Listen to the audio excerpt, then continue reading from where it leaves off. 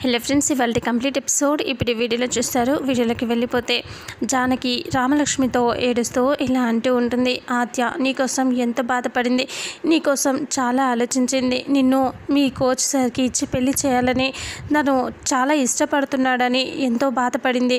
నాతో చెప్పింది, నన్ను కూడా ఒప్పించింది. నేను కూడా మీ నాన్నగారితో కలిసి ఈ విషయం గురించి మాట్లాడాలి అనుకున్నాను. ఆ విషయం గురించి గుళ్ళోకి వెళ్ళి మాట్లాడాను, కానీ వినాల్సిన వాళ్ళు వినలేదు, వినకూడని వాళ్ళు వినాల్సి వచ్చింది అని అంటూ జానకి చెప్తూ బాధపడుతూ ఉంటుంది. ఇక అప్పుడే రామలక్ష్మితో ఏడుస్తూ ఇలా అంటూ ఉంటుంది. రామ, నీకోసం నాకంటే ఎక్కువ తనే ఆలోచించింది. ఎంత బాధపడిందో తెలుసా? నీ లైఫ్ నాలాగా కాకూడదని. పెద్దమ్మ నాలాగా తన జీవితం కాకూడదు పెద్దమ్మ, తనకి నచ్చిన వాడికి ఇచ్చి పెళ్లి చేయండి పెద్దమ్మ అని నన్ను బతిమిలాడింది.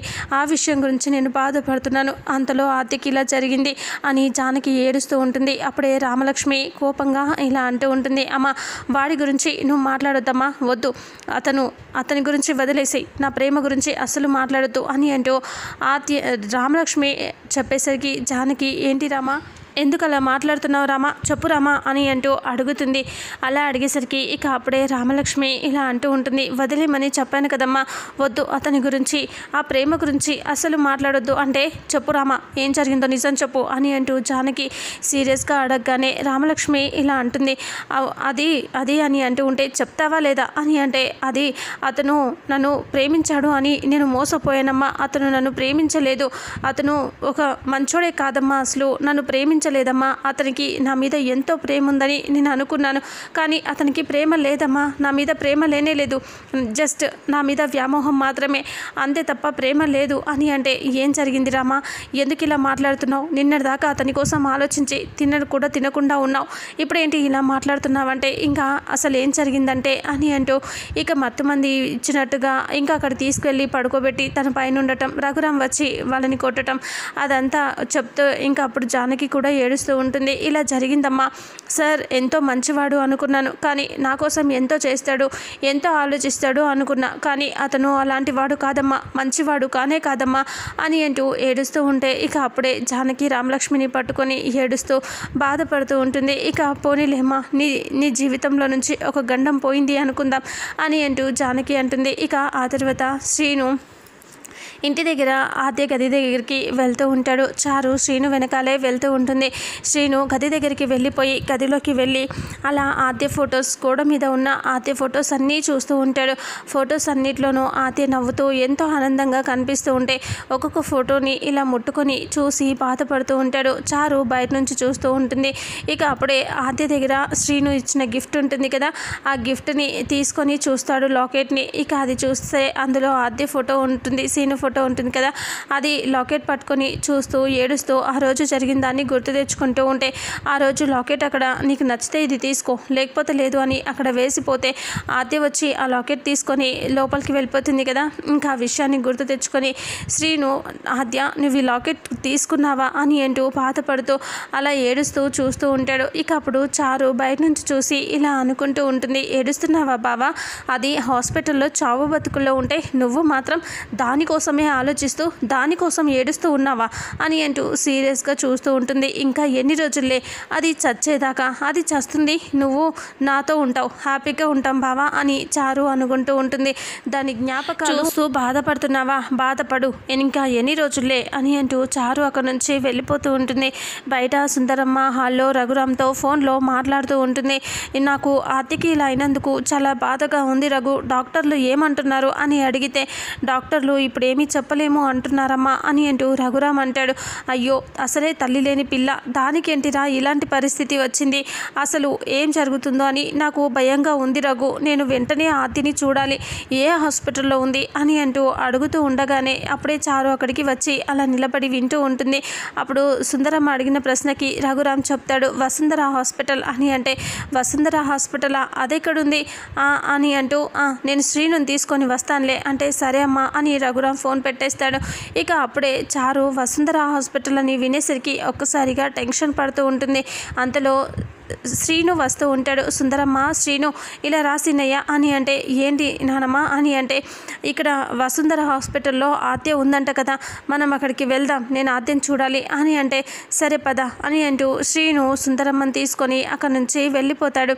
చారు కంగారు పడుతూ బయటికి పరిగెత్తుకొని వచ్చేసి ఇలా అంటూ ఫోన్ చేస్తుంది వాళ్ళ అమ్మకి. అప్పుడే చారు వాళ్ళ నాన్న బయట నుంచి వచ్చి గౌరీతో నీళ్ళు ఇవ్వవే అని అంటే, ఆవిడ నీళ్ళు ఇస్తే తాగుతూ ఉంటాడు. అప్పుడే చారు ఫోన్ చేస్తుంది అని అంటూ ఫోన్ లిఫ్ట్ చేస్తుంది. అమ్మ చారు, ఎలా ఉన్నావమ్మా అంటే, నువ్వు నా గురించి పక్కన పెట్టు, వసుంధర హాస్పిటల్లో ఇంకా ఆ కిషోర్ గారు ఉన్నారు కదా అని అంటే, అవును అని చెప్తే, ఇంకా అదే హాస్పిటల్లో ఆద్య కూడా ఉంది, ఇప్పుడు ఆద్యని అదే హాస్పిటల్లో ఉంది, వాళ్ళ నాన్న అదే హాస్పిటల్లో ఉన్నాడు, ఒకవేళ కలుసుకుంటే మాత్రం పరిస్థితి వేరేగా ఉంటుంది అని అంటూ చారు చెప్తుంది. ఆద్య హాస్పిటల్లో ఉండటం ఏంటే అంటే, ఇంకా అది చావాల్సింది, బ్రతికిపోయింది, ఇంకా బ్రతుకుతుంది, ఇంకా కానీ బ్రతికే అవకాశం లేదంట, చచ్చిపోతుందంట. కానీ అదే హాస్పిటల్లో వాళ్ళ నాన్నను కూడా ఉంచాం కదా, ఇప్పుడు అతన్ని కానీ ఇంట్లో ఎవరైనా చూస్తే బాగోదు అంటే, అసలు ఆద్య చావు బతుకుల్లో ఉండటం ఏంటే అంటే, అదంతా నా వల్లే జరిగింది, తర్వాత చెప్తాను ఆ విషయం గురించి, కానీ అతన్ని అక్కడి నుంచి మార్చేయండి, లేదంటే ఇప్పుడు ఆద్య కోసం ఇంట్లో ముసల్దోంతో సహా అందరూ అక్కడే ఉన్నారు, ఎవరైనా చూశారు అంటే మాత్రం మన పని అంతే సంగతి అని అంటే, సరే అని అంటూ సుందరమ్మ వాళ్ళు చూడకముందే నువ్వు ఏదో ఒకటి చేసి వాళ్ళని తప్పించు, నేను కూడా హాస్పిటల్కి వస్తున్నా అని చారు చెప్పగానే గౌరీ టెన్షన్ పడుతూ వాళ్ళ నాన్నతో చెప్తుంది. ఇక అప్పుడు వాళ్ళ నాన్న అంటాడు, నేను తండ్రిని చంపాలనుకుంటే నా కూతురు వాడి కూతుర్ని చంపాలనుకుంటుంది అని నవ్వుకుంటూ ఉంటే, అసలు అక్కడ ఏం జరిగిందో తెలుసా, ఆద్య అక్కడే ఉందంట, అందరూ అక్కడే ఉన్నారంట అంటే, అవునా, మరి ఇప్పుడు ఎలా అంటే, ఇప్పుడు వెంటనే అతన్ని అక్కడ నుంచి మార్చేయమని చెప్పింది చారు అంటే, అవునా, అయితే నువ్వు ఇంట్లోనే ఉండు, నేను వెళ్ళి అతన్ని అక్కడి నుంచి షిఫ్ట్ చేయిస్తా అని చెప్పి చారు వాళ్ళ నాన్న అక్కడి నుంచి ఇంట్లో నుంచి బయలుదేరుతాడు. ఇక ఆ తర్వాత శ్రీను, అందరూ, సుందరమ్మ అందరూ కూడా హాస్పిటల్ దగ్గరికి వచ్చేస్తూ ఉంటారు. ఇక ఆ ప్రశాంత్ ఏమో భోజనం చేయటానికి వస్తూ ఉంటాడు.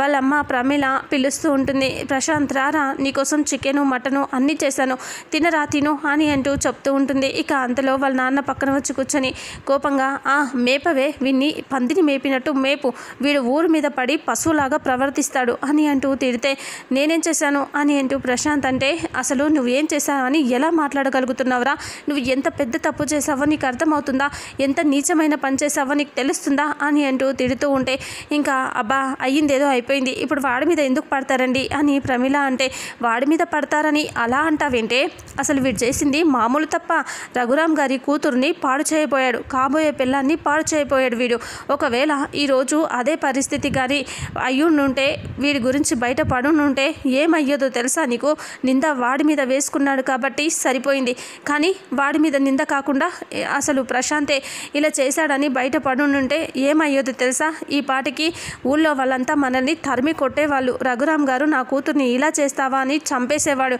అని అంటే, అవునండి, అసలు ఊళ్ళో వాళ్ళంతా జనాలందరూ మనల్ని వెంటపడి తరిమి కొట్టేవాళ్ళు అని అనేసరికి, మరి ఇప్పుడు కానీ ఇప్పటికీ మించిపోయింది ఏమీ లేదు, వీడి గురించి బయట పడితే చాలు మనల్ని వదిలిపెట్టరే అని అంటే, అప్పుడు ప్రమీల అంటుంది, అవునండి, ఆ విషయం మాత్రం కరెక్టే, ఇంకా ఈ విషయం ఏదో బయట పడకముందే మనం వెంటనే వీళ్ళిద్దరికీ పెళ్లి చేయాలండి అని ప్రమీల అంటుంది. అదొక్కటే ఉంది మరి, లేదంటే వీడిని చంపేస్తారు, తర్వాత లేట్ అయిపోయినా, ఇంకా ఈ పెళ్లి గురించి తెలిసినా, ఈ డిస్టర్బెన్స్ గురించి తెలిసినా అసలు ఈ పెళ్ళే జరగదు అని అంటూ చెప్పేసరికి, ఇంకా అవును, మనం వెంటనే పెళ్లి ముహూర్తాల గురించి మాట్లాడి వెంటనే ఈ పెళ్లి చేసేద్దామండి అని అంటే, సరే తొందరగా ఈ పెళ్ళి చేసేద్దాం, ఆ విషయం ఒకటే జరగాల్సింది ఉంది, లేదంటే వీడి పని అంతే అంటే, నాకు కావాల్సిందే పెళ్ళే, తొందరగా చేయండి అని అంటూ ప్రశాంత్ అంటే, చేస్తాం, మేపవేవాన్ని మేపు అని తిడుతూ ఉంటే, ఇంకా అప్పుడే సరే అని ఇంకా ప్రశాంత్కి వడ్డిస్తూ ఉంటే ప్రశాంత్ మాత్రం తింటూ ఉంటాడు.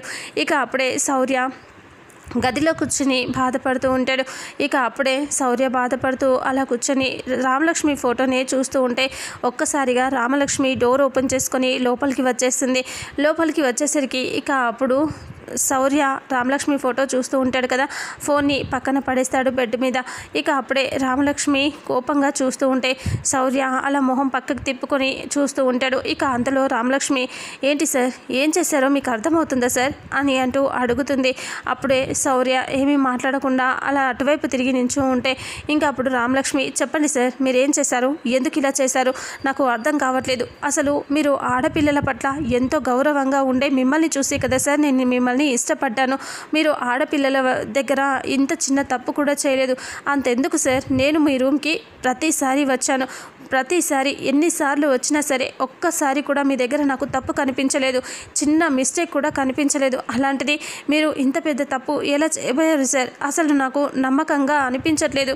మిమ్మల్ని ఇంత నమ్మిన నేను నిజంగా నమ్మకంగా లేనా? అసలు మీరే తప్పు చేశారా అని నాకు సందేహంగా ఉంది సార్. చెప్పండి, అసలు తప్పు చేసింది మీరా? అసలు నేనే తప్పుగా అర్థం చేసుకుంటున్నారా? మీ మీద నమ్మకం నేను తప్పుగా నమ్మానా మిమ్మల్ని? అసలు ఏం జరిగింది సార్? చెప్పండి సార్. నేను ఒకసారి నమ్మలేకపోతున్నాను. మీరు ఇంత మంచివారు, ఇలా చేశారు అంటే నమ్మలేకపోతున్నాను సార్. నిజం చెప్పండి సార్ అని అంటే శౌర్య మాత్రం ఏమీ మాట్లాడకుండా ఉంటాడు. చెప్తారా లేదా సార్? మీరు చెప్తేనే నేను నా మనసు అంగీకరిస్తుంది. లేదు అంటే నేను నమ్మలేకపోతున్నాను సార్. నిజంగా మత్తు మంది కలిపి మీరు నన్ను అలా చేయబోయారు అంటే నమ్మాలనిపించట్లేదు. నిజం చెప్పండి అని అంటే శౌర్య ఏమీ మాట్లాడకపోతే చెయ్యి తీసుకొని తల మీద పెట్టుకొని ఒట్టు వేసి చెప్పండి సార్, నా మీద ఒట్టు వేసి అసలు జరిగిందేంటో చెప్పండి. మీరే నన్ను అలా చేయబోయారా? నా నమ్మకం నిజం కాదా? చెప్పండి సార్ అని అంటే నీ నమ్మకం నిజమే రామలక్ష్మి, కానీ అది అక్కడ జరిగింది మాత్రం అబద్ధం, నువ్వు చూసింది అబద్ధం అని అంటూ అనేసరికి రామలక్ష్మి, ఏం మాట్లాడుతున్నారు సార్? అవును రామలక్ష్మి, పానకం ఇచ్చింది నేనే, కానీ అందులో మత్తు మందు కలిపింది నేను కాదు అంటే అదేంటి సార్, మీరే కదా నేనే పానకం ఇచ్చాను, నేనే మత్తు మందు కలిపి అలా చేయబోయాను అని చెప్పారు అంటే అది కాదు రామలక్ష్మి, పానకం ఇచ్చింది నేనే కానీ మత్తు మందు కలిపింది నేను కాదు, నీ కళ్ళ ముందు ఉంది నేనే కానీ అక్కడికి తీసుకెళ్ళింది నేను కాదు అని అంటూ శౌర్య చెప్తూ ఉంటే రామలక్ష్మి, మరి ఎవరు సార్, ఎవరు నాకు మత్తు మందు కలిపింది, ఎవరు నన్ను అక్కడికి తీసుకెళ్ళింది అని అంటూ రామలక్ష్మి అడిగితే ఇక అప్పుడే చెప్పకుండా సైలెంట్గా ఉంటాడు. చెప్పండి సార్, మీరు చెప్పకుండా ఇలా మౌనంగా ఉండటం మాత్రం కరెక్ట్ కాదు సార్, చెప్పండి సార్, ప్లీజ్ చెప్పండి అని అడిగితే ప్రశాంత్ అని అంటూ చెప్తాడు శౌర్య. చెప్పేసరికి ఒక్కసారి రామలక్ష్మి షాక్ అయిపోతుంది. ఏంటి ప్రశాంత్ తప్పు చేస్తే మరి నింద మీ మీద ఎందుకు వేసుకున్నారు సార్ అని అడిగితే అప్పుడు శౌర్య అంటాడు, ఇంకా వేసుకోవాల్సి వచ్చింది, ఎందుకంటే మీకు ఇద్దరికి పెళ్లి జరగబోతుంది కదా, అందుకనే నిందని నా మీద వేసుకున్నాను అంటే అసలు ఎవరో తప్పు చేస్తే నింద మీ మీద వేసుకొని మీరు చెడ్డవారు ఎందుకయ్యారు సార్, చెప్పండి సార్ చెప్పండి అని గట్టిగా అడిగితే ఎందుకంటే వాడు నా తమ్ముడు అని అంటూ ఒక్కసారిగా శౌర్య చెప్పిన మాటకి రామలక్ష్మి షాక్ అయిపోతుంది. ఇంతటితో ఇవాళ ఎపిసోడ్ ఎండ్ అవుతుంది. మరుసటి ఎపిసోడ్లో అసలు ఏం జరుగుతుందో తెలుసుకుందాం. వీడియోని చూసిన ప్రతి ఒక్కరూ వీడియోని లైక్ చేయండి, అలాగే షేర్ చేయండి. Thank you so much.